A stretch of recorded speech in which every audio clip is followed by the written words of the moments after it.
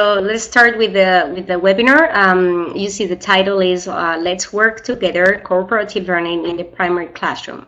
So today we're going to learn what cooperative learning is, all right? I'm also gonna give you some ideas on how to group your students and also some other teaching ideas for cooperative learning tasks, all right? So let me turn off my camera and let's start.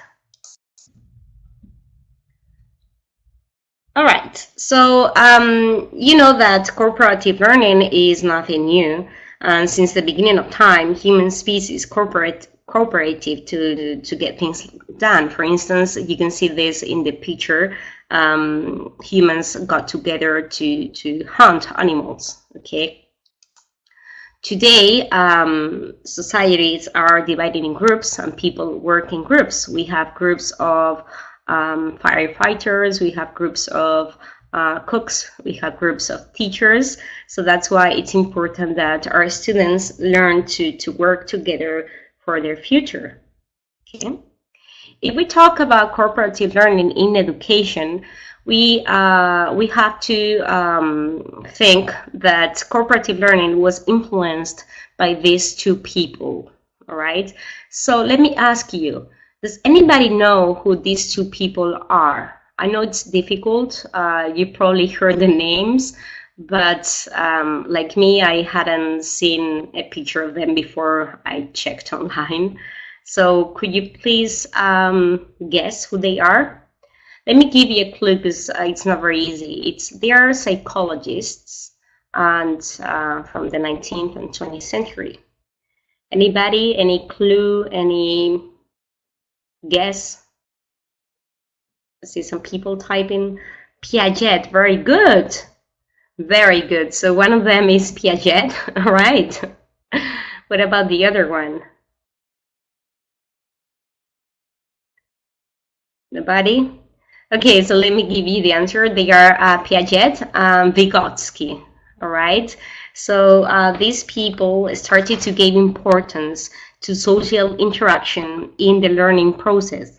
So this means that we learn by through interaction. And if we think about it, for instance, I was thinking of something I learned last week, and I remember I was talking to a friend here, and I learned about the legend of the Catalan flag that I didn't know. Like I said before, I'm based here in Barcelona, but I'm not from here. So I learned about it, you know, and you learn things through talking or by talking to other people. So raise your hand if you remember learning something through interaction in the past month. Do you remember learning something new when you were talking to somebody? Okay, I see some people raising their hands. Very good. So this is important. Okay, this is important that we remember this when we are implementing cooperative learning in our classrooms. Okay. Well, after cooperative learning was implemented in the real classroom in the US back in the 80s, so you might remember due to immigration, classes were full of diverse people from diverse cultural backgrounds, and that's why cooperative learning was important to integrate them in the classroom. Okay. If we think of today's classrooms, we probably remember that both the European Union and the Spanish regulations, now it's called LOMCE, but it's been called other ways, they both agree that we need to implement intergroup activities, okay, and we have to implement interactive teaching tasks. All right, so that's important. But what does cooperative learning mean in education? All right, so all of us, we're going to build this knowledge together. So we're going to do a cooperative learning activity. All right, so let me explain what you need to do. So first, you need to identify your group by your last name initial. So for example, my last name is Merino, so I'll be in group 3. Okay. Then I want you to identify your task. If you're in group 1, you're going to find or think of words related to cooperative learning, such as synonyms, okay?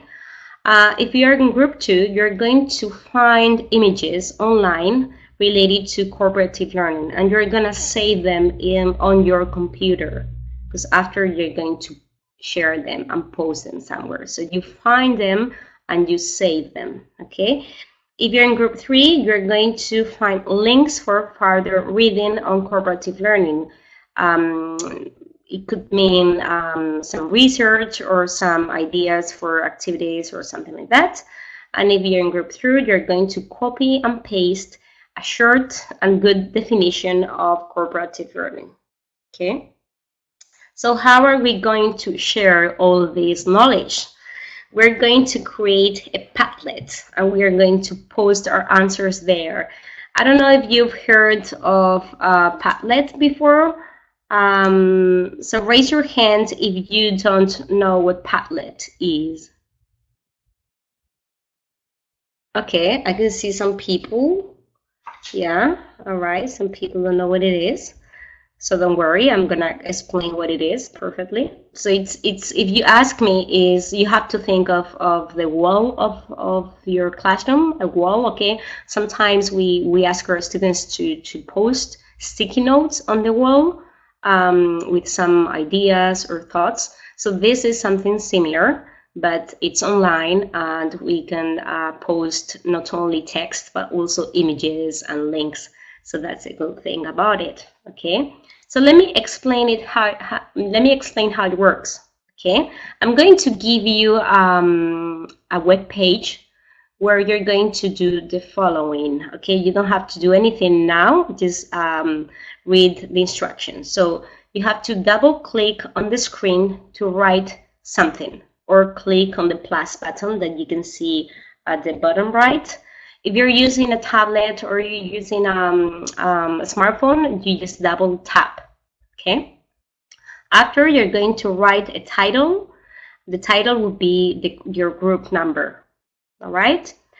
And after, I'm going to give you 2 minutes to complete your task, whether it's the images, the synonyms, the links, or whatever.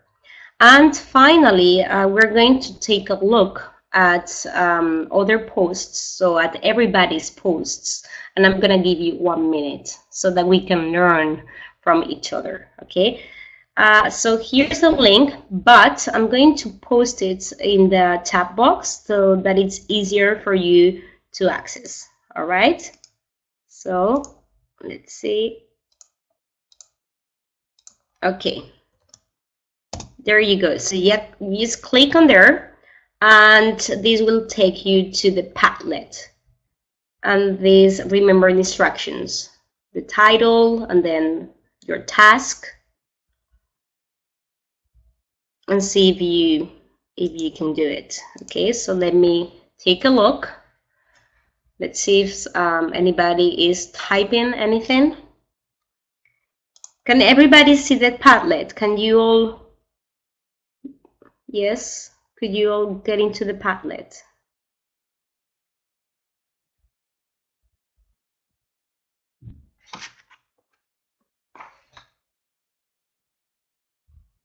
Okay. So I can see, okay, I can see some people posting their group numbers, but you need to also post behind, under it. Very good. Under your group, yeah, good. So group 1, for example, I can see some people, group 1, group 2, group members. If you have to post an image, a photograph, you just click on the screen, and you'll see some icons there. You click on any of them, and you just upload your image. Okay, very good. So you can see some people posting. Yeah, sometimes it gets very busy, so you can drag your boxes around so that it looks nicer, but now it looks okay.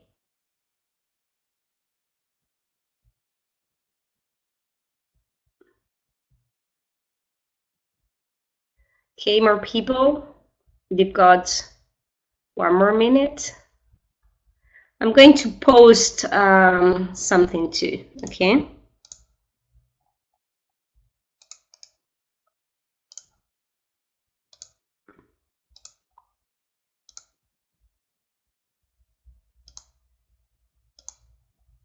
Okay. Very good. So you can see I'm posting some links.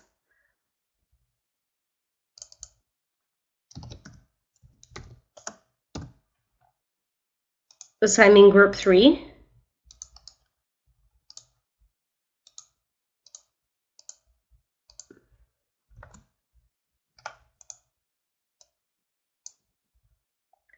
Very good. Okay. Very nice. Okay, now, so I'm gonna share my screen. You can go back to the presentation. So I'm going to share my screen so that we can all see everybody's posts.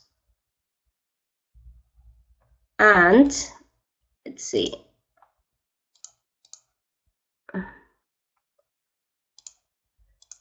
Okay, Brian, some people have had problems getting in. Some people are using smartphones and some people are using computers. Okay, okay. You know. Huh. I don't know why. Like, I'm trying. Yeah, mine works perfectly. It's probably connection.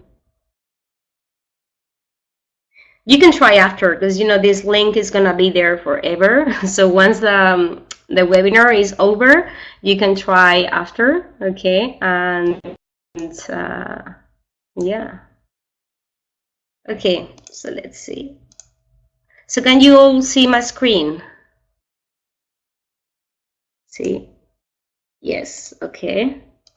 All right, so here you can see the different groups, and okay, we've got group 1 sharing students' roles, learning from others, teamwork, group members, okay, and sequence work, team interactions, multiple intelligences, okay, peer interaction. So we've got some ideas. I also, if you can see group 3, that's me. I added some links. And those are some group dynamics and games you can do with your students. So, oh, very good. We've got an image. Very good. That you can implement in your classroom. These are like 5-minute activities that you can do before the start of the lesson so that students get the feeling and the idea of cooperative learning. Okay, so that's good. All right. So I'm gonna stop sharing my screen and we're gonna go back, sorry, to the presentation. Okay, yeah, so you can see each person had a role. We all had a common objective, which was learning about cooperative learning. Okay, we all had the same common objective, and we were using language. Okay, and in this case, we weren't socializing. We weren't. There wasn't any social interaction. But in class, we hope to get the students to do this as a speaking. Okay, so we hope to get the students speak. So that's why it's social interaction. And then the students learn from each other. So I was reading through all the posts. I was learning. So we were building knowledge together. Okay. And finally, this is a student-centered activity. As you can see, we were all doing this, and the teacher only created the Padlet. Okay, so that's what cooperative learning is. We're saying this is a student-centered type of methodology. So what's your role as a teacher in cooperative learning? So I want you to type your answers in the chat box, okay? Which of the following statements are false? Okay, I want you to read through the statements and tell me which ones are false. In the chat box.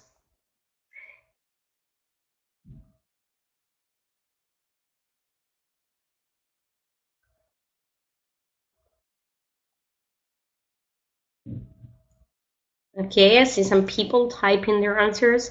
One is false. Okay, we've got one. So two people agree one is false. It's true. Just the false ones. Okay, just okay. 1, 5, 6, 3. Oh my God, all of them are false. 1, 3, 1, 2, 3, 3 partly false. 3 to 5, 6. All right, so we have different opinions. Well, the answer is 1, 4, and 6, and let me explain. Okay, so I think all of us agree that number 1 is false because we need to be motivated not only for cooperative learning tasks, but also for any kind of task, right? And that's related to number 2. If we are motivated, why not implement fun activities? That doesn't mean that we have to be a clown in class, but fun and motivation is always related. Number 3, you need to be authoritative and manage the situation. What I mean here is that you don't have, this doesn't mean that you have to be like a boss, all right? But it means you need to supervise your students, you need to time the activities, you need to make sure everybody is working at the same time, that the students are working in harmony, that they don't fight, okay? So that's why it's important, all right? Number 4, all of them are false, Elena. Oh my God. Number 4 is false because you need to evaluate the students' work both individually and as in group. Okay. If you only evaluate the result, the final result, what can happen is what it's called holgazanería social. So that means if a student knows that you're only going to evaluate the final result, why would this student make any effort as individual, right? If I'm a student and I know that the rest of the members of the group are going to work, why should I work? Okay, so that's why you need to evaluate both things. Number 5, you don't focus on teaching, but on guiding and facilitating. So it's similar to what we said in number 3. Okay, and number 6, you form groups randomly. Well, this might work for other types of activities, but it doesn't for cooperative learning. You have to plan your groups ahead. Okay, this has to be planned if you want to be successful in cooperative learning. Okay. So let's talk about classroom arrangement. All right, there are different types of arranging your students, like seating arrangement. So let me ask you, do you normally have your students seated in the same position, or do you move them around? Do you move your chairs and tables around, or do you just prefer to have them, looking at you? Or so tell me how you do that in your classes.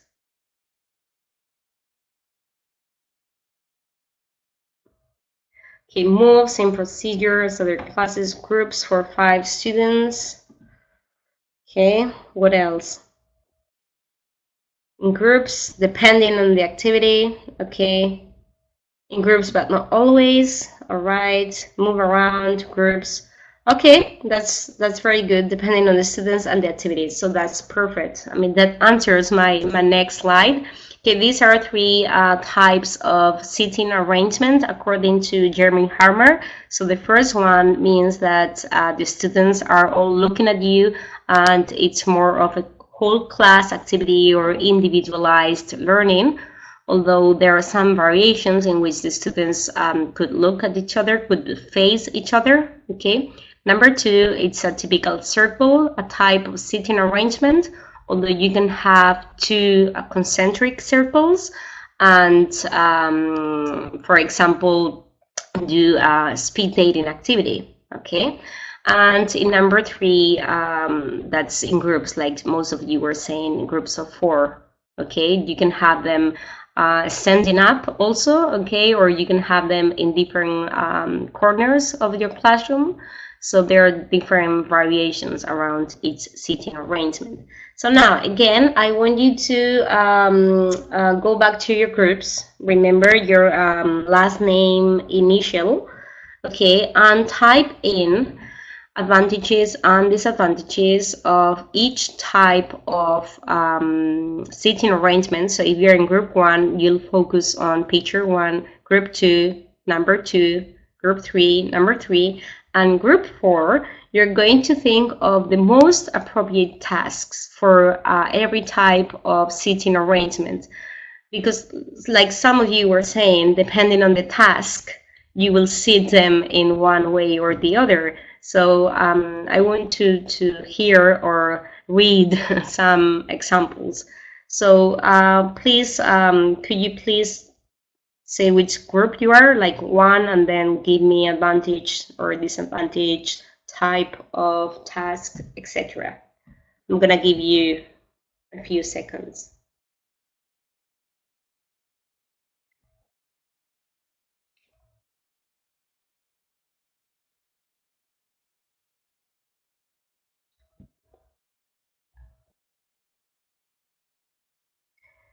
Okay, normally.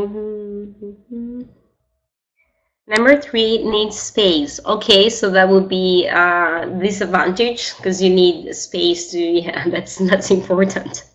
In fact, okay, very good. What else? Yeah, physical limitations.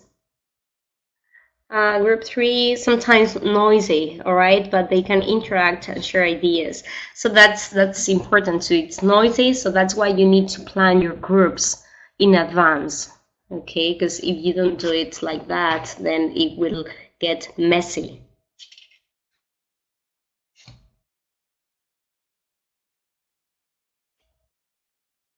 Okay, number 1 doesn't promote collaborations. Very good. All right, they can see teacher without being distracted. All right, feel control, word differently. Very nice. Okay, so let me give you some ideas for each type of seating arrangement. Okay, for number 1, what kind of tasks, for instance, like showing flashcards or a video or giving instructions. That's one of the tasks. Okay, number 2, like I said, speed dating activity. You can do that, any type of speaking activity. And number 3, I think we all agree is the best, if possible, type of arrangement for task-based learning and for cooperative learning. Okay. So there are some things when we're working in small groups, okay, there are some things we need to consider. Groups need to be small. The magic number seems to be number 4, so 4 people. And some people say that it's possible also to have 3 to 6 students, but 4 seems to be better because you can have interaction between pairs, so you can have these 2 students interacting, these 2 interacting here, so you can make crosses among the students. If you have 4, there's probably going to be some kind of interaction and diversity also. Groups also need to be heterogeneous, so that means different L1s, different cultural backgrounds, boys, girls, different like skills, strong and weak students. So that's important. Some other things to consider. This might seem common sense, but it's important that we give the instructions. The first thing we do is we give the instructions and we set up the rules. Okay. And when we set up the rules, we also need to time the activities.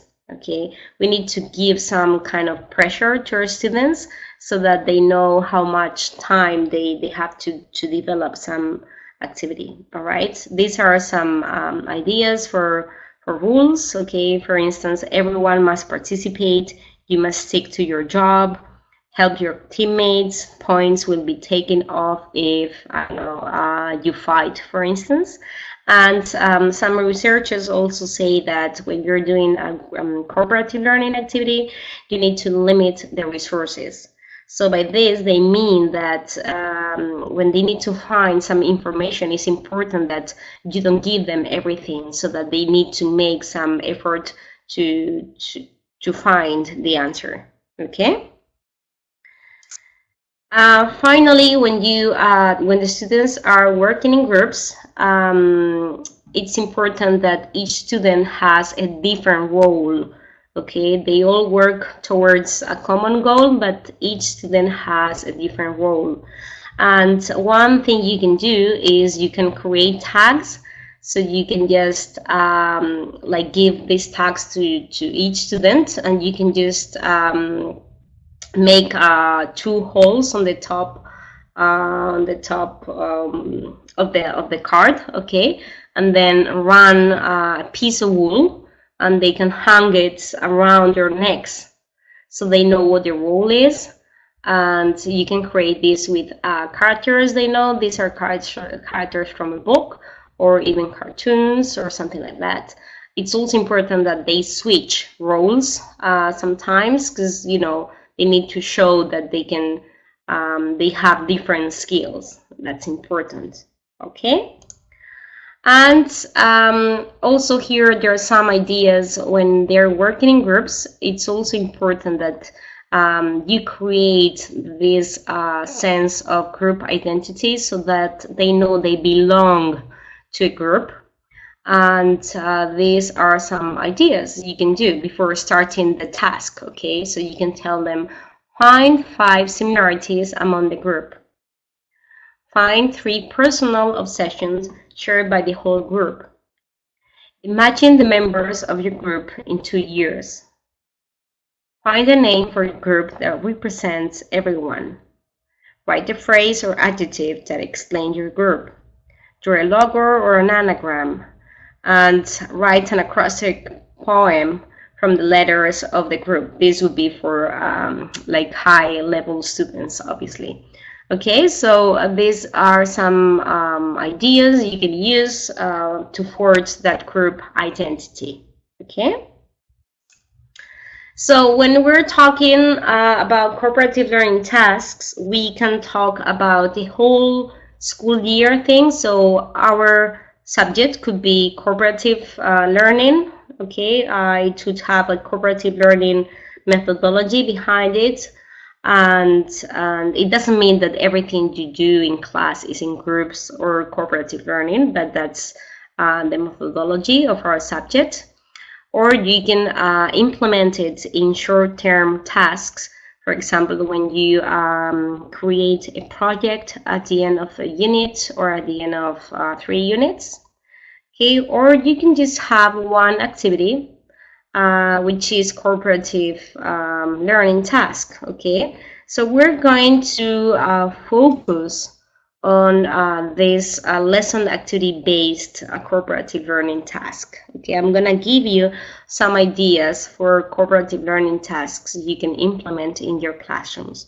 Like I said before, I posted in our Padlet, I posted a couple of links because when you do cooperative learning activities, this needs some training. The students need to know what cooperative learning means by socializing and doing some group dynamics and games and things like that. Okay, so if you're interested, you can go back to the Padlet and use the links.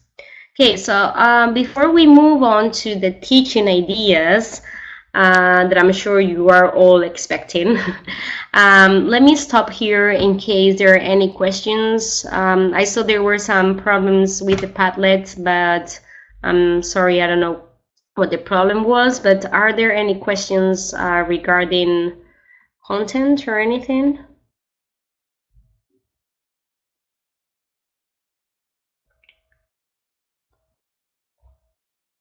No questions? So far, so good? No complaints? If there are any complaints, don't type them in. Okay. All right. So, first activity.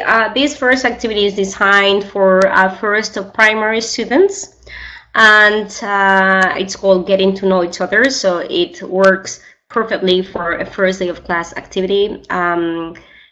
I'm saying it's first of primary students, but it could be adapted to any other level, okay? The objective is to get to know each other by practicing common personal questions, okay? So in class, obviously, they've been looking at some simple personal questions.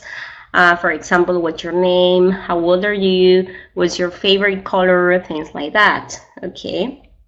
And so they know these questions.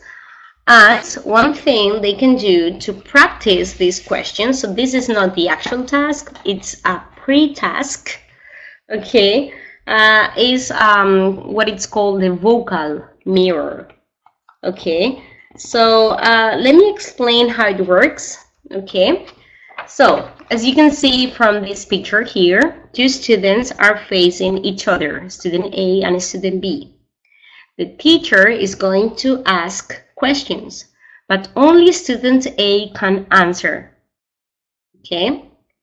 What a student B will do is to copy what student A is saying, as in a mirror. Okay, imagine a mirror. So it's like lip copying, all right? But student A can't say the answers out loud. Okay, so they will move their lips trying to get student B to do the same movements, okay, and therefore understand what they're saying. So let's recap. Student A will answer, but no sound, okay, and student B will have to do two things. One, copy the lip movements, and two, try to guess what the partner is saying.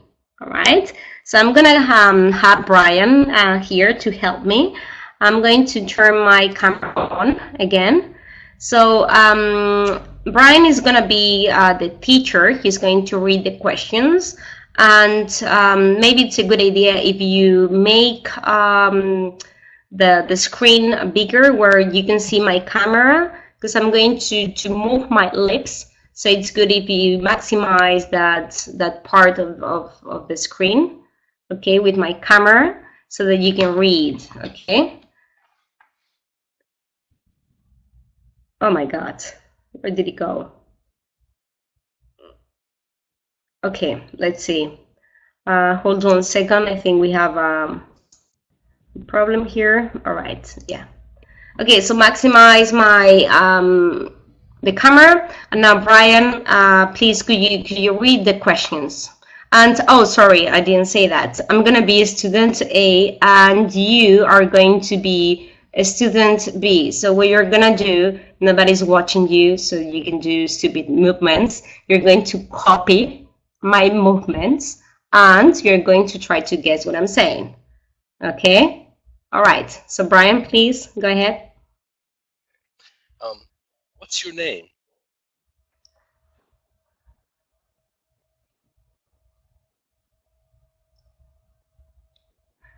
Okay, this one was easy, all right, because you know my name. So my name is Elena. I hope you're all trying to move your lips along, okay, and trying to copy my movements, because this is fun. All right.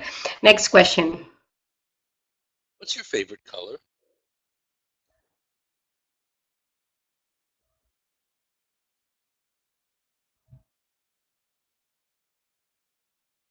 Okay, so what did it say? Anybody? Very good. Red. I said red. Yeah, I said red. Nice. Okay. I hope again you're copying my movements. All right. Next question. What's your favorite wild animal?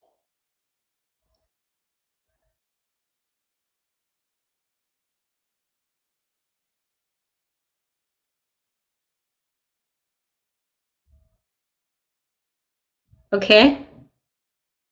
Let's see. Good. Elephant. Okay, this one was easy too, I think. All right. Nice. Next question.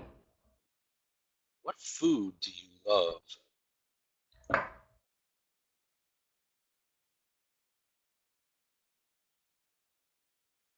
All right. Let's see. Somebody guessed. Okay. Din, din, din, din, din.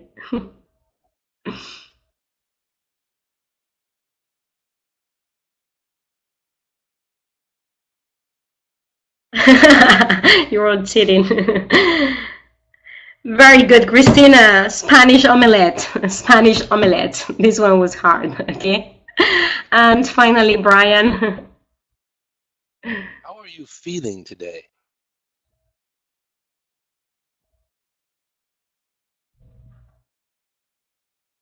Okay, what did I say? Happy. Well, I said very happy. I said very happy. Good.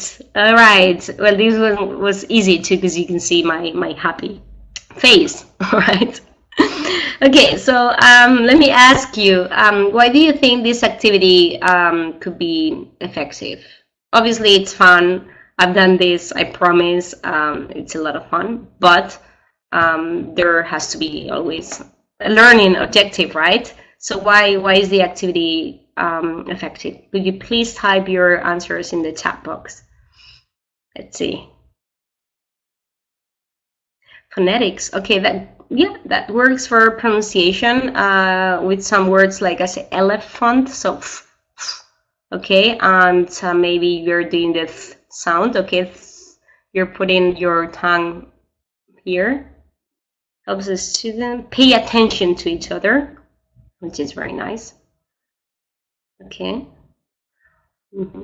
So it also, I mean, it's cooperative learning because I was trying, when you do this in person, okay, you try to involve the other student. So I was trying to you to copy my movements and also guess what I was saying. So there was a kind of cooperative thing here. Okay, and also if you can remember, I was saying full sentences. So this also helps to structure the sentences. So to create grammatically correct sentences like my favorite color is red. All right. So that's why it's effective. So I'm gonna turn my camera off again. Okay. Let's continue. Okay, good. So now the task, okay, the actual task in which the students have to actually speak. Okay, there is no vocal mirror anymore. They have to speak. So you put them in a big circle and students talk to their neighbors and ask and answer the previous questions. So let's say, for instance, this guy here is going to talk to Hair. What's your name? What's your favorite color? Etc. Okay. After, this guy is going to turn to the other side and talk to a new person. So he's going to talk to her and he's going to tell her what he learned about this girl here. Okay. So her name is Maria and she loves spaghetti, for instance. Okay. And finally, the teacher can ask this third person to report what they've learned about this first person. Okay, so her name is Maria, she loves spaghetti and etc. So this is a good opportunity to work with a third person singular, again, depending on the level of your students, but I'm sure you always have a strong student, so they can model the answer, okay, or if not, they can just set red spaghetti, so like some words, okay, but it's good if you give them some input, okay, so what's her name, what's her favorite color, etc. Okay, good.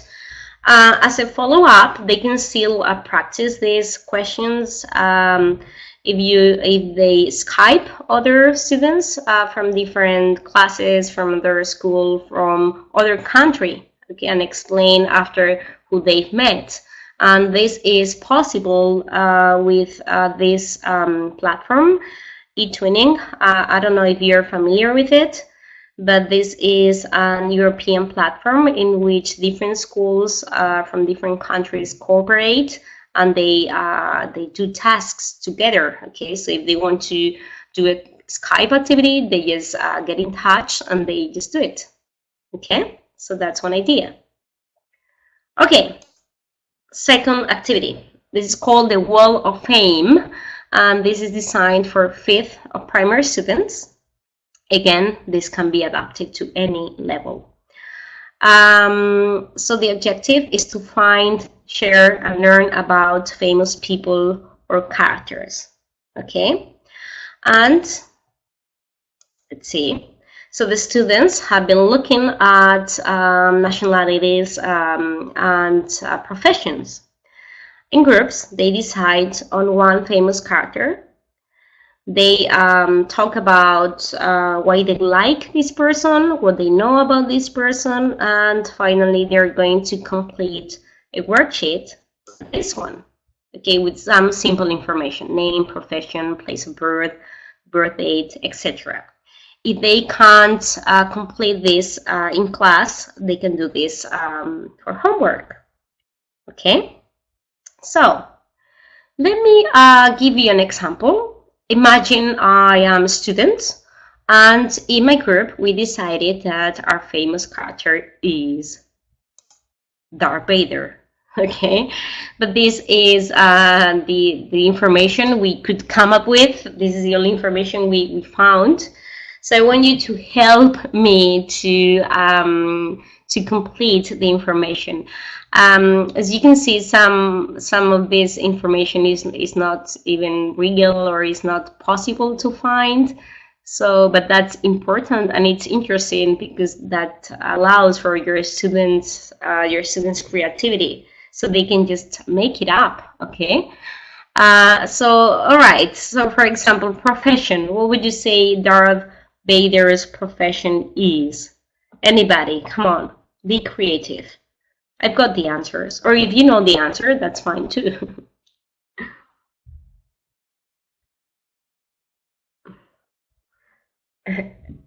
Okay, a warlord, a warrior, a dark master, king of the universe. That's funny. Okay, villain manager, right? A warrior looks fatter. Yeah, no, that's not a profession. Okay, so you can see we have different answers here. That's very good. Now, place of birth or nationality. If you know, if you're like a geek, Earth. Okay, that's a possible answer.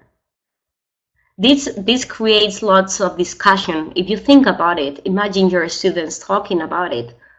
Like, oh, I think he was born in Earth, and somebody will say, no, that was Tatooine, or no, it's universal. So this creates lots of discussion. Very good. Now, he was born 41 years before the Battle of Yavin, I think. If that makes any sense to you, that's what I found on the internet. He's married to Padme Amidala. Okay. What about children? How many children and who are they? You know. Somebody said something already. Okay, 2 children. Okay. Twins. Are they twins? I don't remember. Luke Skywalker and Leia. Very good, Maria Elena. Very good. Okay, he lives in Coruscant or Imperial Fleet. Sorry, and you can also add these fun things like the zodiac sign, pets, hobbies. Again, this is something you can't find on the internet, so this you will have to make it up. Okay, so could you give me any ideas? Could you help me to complete this information? So what's Darth Vader's? He's Leo. Why? Oh, because he's a lion. Okay. The dark side hobby. Okay. Any pets? Any hobbies? Okay. Everybody says Leo, huh? It's funny. A puppy, okay. A puppy would be scared. Come on, what else? Playing poker, okay. That's one of his hobbies. Pet snake, deep breathing, okay. So you see there are many playing the guitar, all right, robot dog, very a falcon. Checking face when I count, okay. Must be a lot, okay. So you see I'm having a lot of fun and I'm sure your students will too, okay. So after they've done this, okay, if they done this for homework, they go back to class on the next day and they put it all together. Okay, they put the information together. This would be the answer key. Okay, and I decided he's a Gemini because he's like two people in one. Excuse me if there is any Gemini here. I don't know. Then pets, assess stormtroopers, hobbies, pod races, lightsaber fencing, and modeling for geek T-shirts. Okay, so that's what I came up with. So now you're gonna tell your students. Imagine you have the opportunity to interview your famous character. What do you think they would say? So if you take the information from that worksheet, okay, for instance, Darth Vader would say, "Hi, my name is Darth Vader. I'm from Tatooine. First, I was a Jedi, but now I am a Sith Lord. I've got two kids, and I love modeling for geek T-shirts." Okay. After, you're gonna tell your students to create a video with this app. Okay, I gave you these two possibilities. One is for iOS and the other one is for Android, but they are very similar. So what this app does is that you can choose any face. Okay, in this case would be Darth Vader, and record a video replacing their mouth with yours. Okay, so I'm going to show you what I did, the video I created with Darth Vader. I want you to turn up your volumes because the video is not, it's a little bit low, and my voice now is very loud. So please turn up your volume and I'm going to show you a video, okay?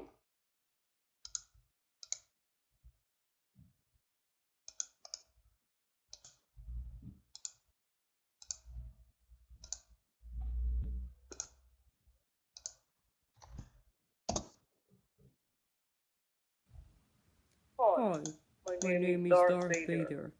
I am from Tatooine. First, I was a Jedi, but now I am a Sith Lord. I've got two kids, and I love modeling for geek t-shirts. Goodbye.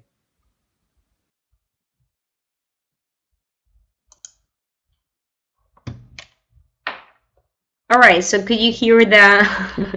Yeah, you could see I'm not very good at voices. Okay, I forgot to do the. But that would have been very nice. Okay, after you do that, you can add augmented reality with this app called Rasma. So we are going to create this an overlaid video. Okay, so let me show you what this app does with another video. So again, turn up your volume and listen.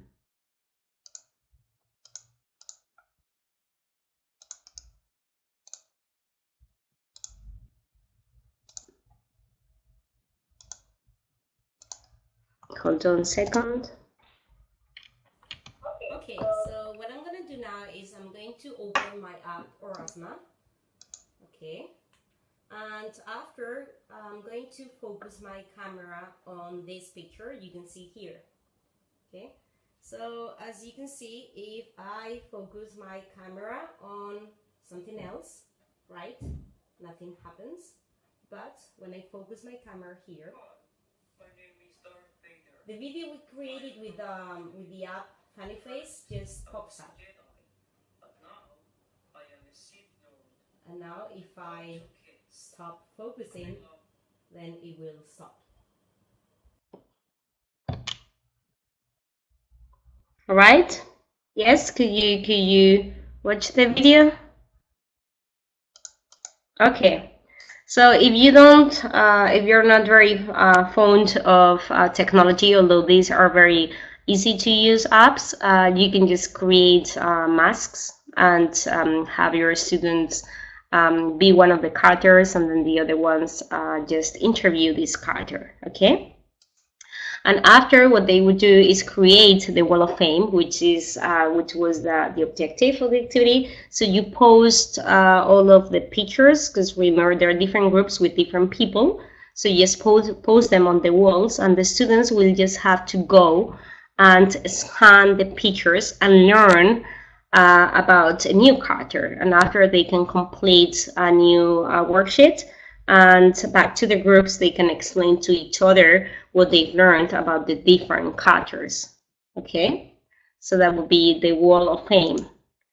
All right, so number 3, this activity is designed for second of primary. Again, could be adapted, and it's called Stand Up for Your Word, and it's to review vocabulary and form a connection between words and gestures. Okay. So you will have to distribute some cards to the different groups with a list of words. Okay, so I took these words from story or a reading. Okay, so you can see the story here. You just distributed the words randomly, and I just gave one card to each group. Okay. The alternative would be, if the words are difficult for your students, you can just give them flashcards. Okay. So first, although they are in groups, individually they have to look at the words and see if they understand those words. If not, they can just look it up in the dictionary or in the books. Okay. Number 2, they just explain to each other those words and see if everything is understood. And number 3, they will have to come to an agreement on how to represent each word. Okay, so they will have to act it out. All right, and they will have to practice. So the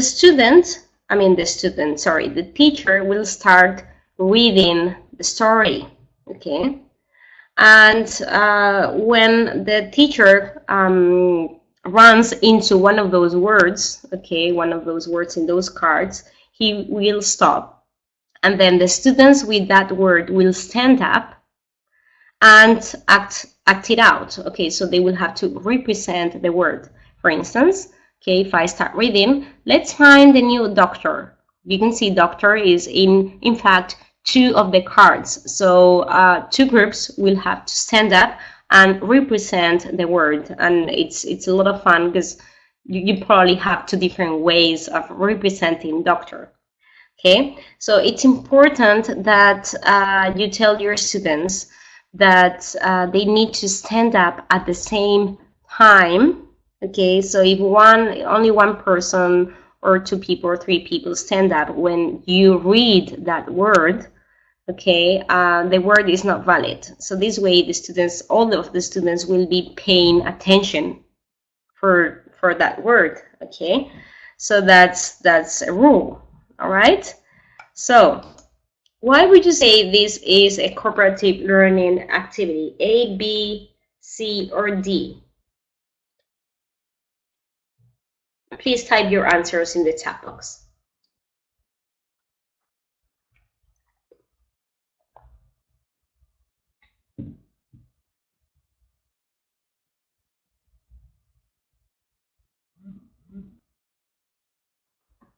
Okay, see, this one was easier, right? They're not only applying language, vocabulary, in this case, vocabulary, but also cognitive skills, because they have to negotiate how they will represent the words, and social skills, they will be interacting, okay, and come to an agreement. This activity might seem really simple, but in fact, it has a very cooperative learning methodology behind it. Okay, there is lots of interaction, and there is lots of agreements. Sorry. Okay, so, and also it would help them to stick the words to their heads, and they will be having fun too. Okay. Good. Last activity, how I met your Playmobil. All right. The objective is to explain a simple past experience, for instance, meeting someone. This activity has been adapted because I attended a workshop in British Council Bilbao a few weeks ago, and Amanda McLaughlin gave a wonderful workshop, and she explained a similar activity that I adapted today, and I'd like to share it with you. Okay, since we are using the past, okay, this is obviously designed for high-level students, 6 or primary, for instance. Again, it can be adapted, and well, if you don't use the past tense. Okay, and also we're using Playmobil because at least in Spain, I don't know about other countries that I saw here in Argentina or Portugal, at least in Spain, Playmobil are great toys, and like 6 of primary students love them. Okay, so obviously the students know the past tense, at least the regular past tense, and they know how to sequence a story in the past because they know first, then, next, last. They can talk about past experiences like last week, etc. So each student in the group is going to decide on their Playmobil. And on the next session, the students are going to bring either one picture of a mask or a toy that they might have at home of the favorite Playmobil. Okay. First, when they are coming to class with their Playmobil, individually, they are going to imagine who these people are. So if I have my Playmobil, I'm going to imagine the story behind this Playmobil. So who they are, what they do, how old they are, what they like doing, what they hate, what they eat. Do they have a pet? Do they have any brothers or sisters? Okay, so I'm going to give you, you remember your groups, I'm going to give you a Playmobil for each group, okay? And I want you to imagine this. You don't need to type anything, just imagine who these people are, what they do, etc. Okay, so I'm gonna give you 30 seconds and think about this Playmobil.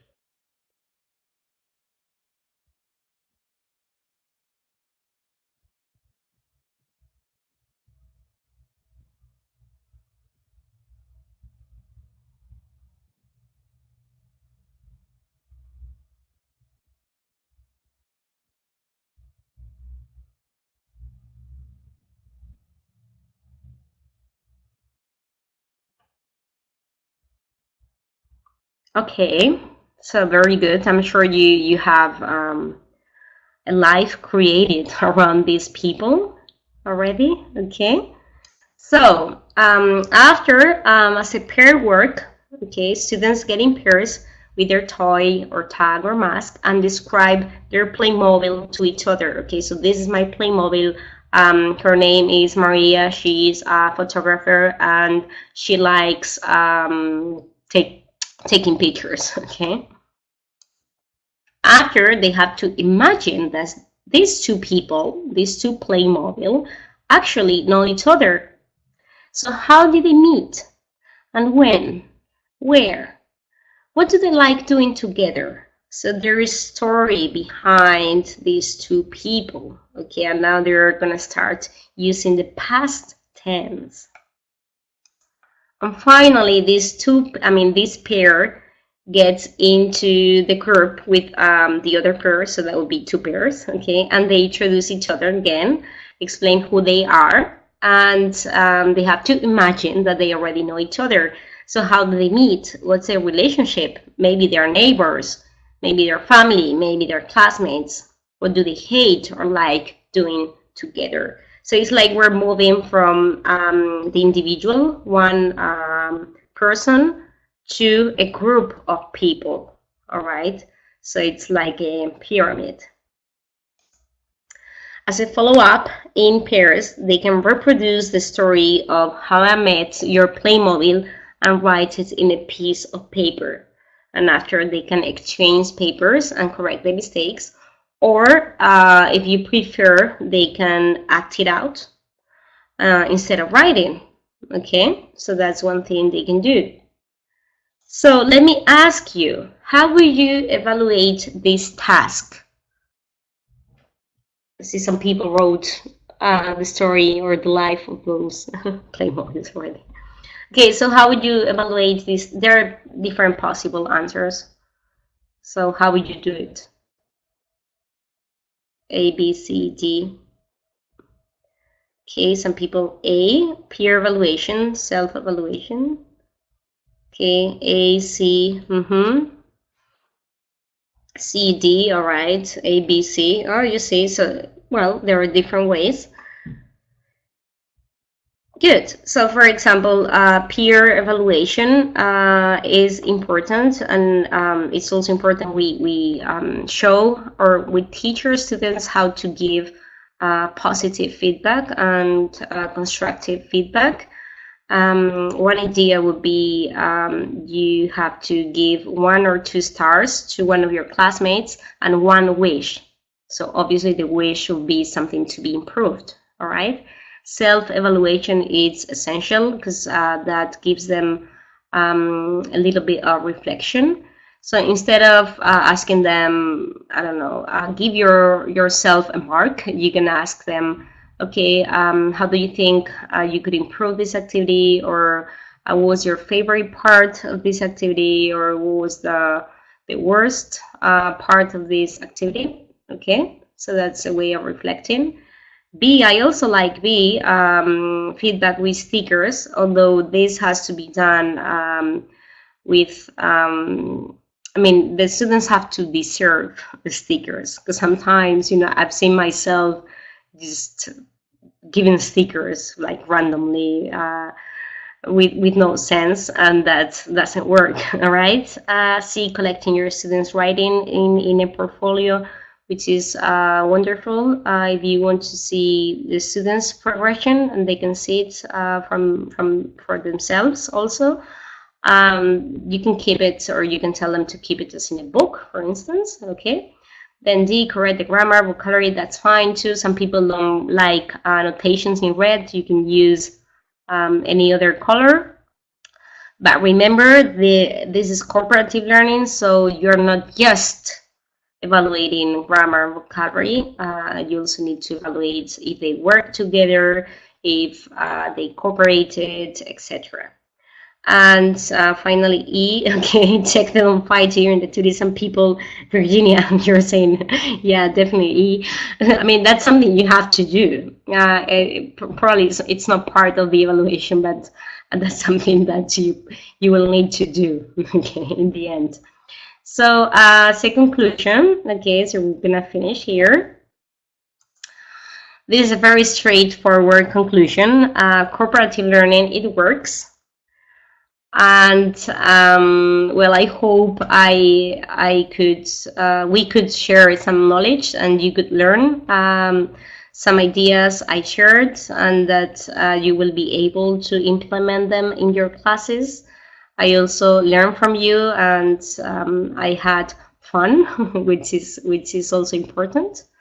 Okay, and if you want to learn a little bit more about cooperative learning in secondary education, you can watch this video created by my colleague Michael Brand, and it's an 8-minute video. Let me share the link with you in case you need it in the chat box. Okay.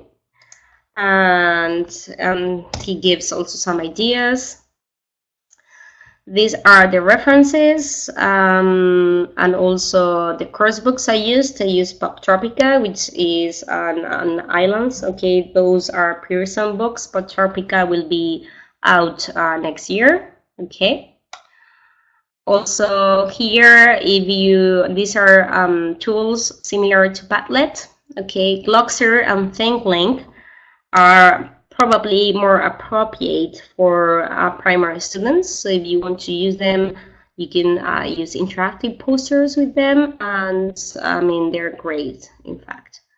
So I don't know if you have any questions, and now it's your time for asking questions. Are these coming on the email you're sending out? Yeah. So yeah, an email will be sent at the end of the webinar series, because you know this is a series. So at the end of this week, okay, you'll be sent an email with the recording, okay, and you'll get the slides. Okay. Any questions? I'm not sure if I missed any questions during the webinar, because I was busy with the slides that excuse me.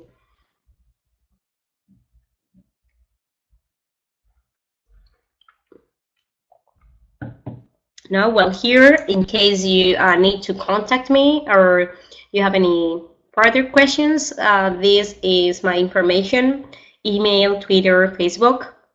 We also have a blog, eltlearningjourneys.com, in which I will post probably tomorrow some ideas for Halloween for secondary students. So if you're interested, you can check it out. Okay.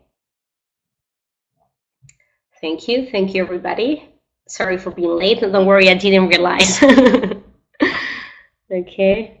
Yeah, I hope there are more webinars. Thank you. Thank you. So yeah, I'm turning my camera on to say thank you.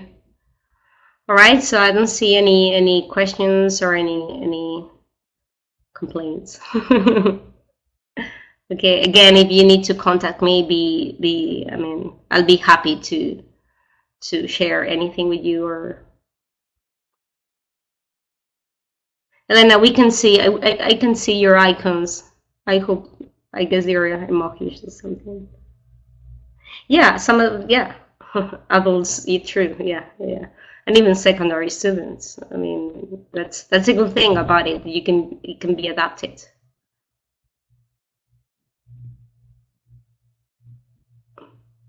What about discipline in these activities? Yeah, that's why we were saying that planning the groups ahead, timing the activities is essential. Okay, timing, giving them some specific time to complete the activities. Okay, and if not, you can just switch the groups from time to time. Yeah, I had a terrible group too. Yeah, I understand what you mean. I think I've been there too. But yeah, of course, sometimes you have to try other types of activities. Like we were saying, there are different types of seating arrangements with different types of tasks. So you have to try variety. That's okay. Thank you.